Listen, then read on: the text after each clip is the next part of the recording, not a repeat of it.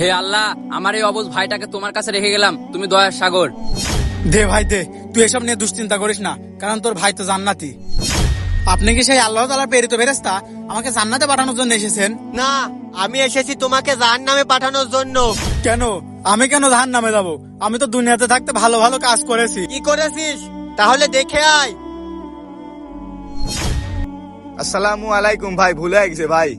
ওই ওই ফকিনের বাচ্চা, কিসের ভুল হয়েছে? তুই কার গায়ে টাচ করেছিস জানিস? তুই চিনিস আমার? তুই কার গায়ে টাচ করেছিস? ওই ভাই এই অহংকার বেশি দিন থাকবে না, একদিন হোক একদিন সব মাটির সাথে মিশে যাবে। দেখেছিস তুই কি খারাপ কাজ করেছিস? যা এবার জাহান্নামের আগুনে সারা জীবন পুড়ে। ছোট্ট একটি ভুলের কারণে আমি জাহান্নামে যাব? না না, জাহান্নামের আগুন আমি সহ্য করতে পারবো না। না না।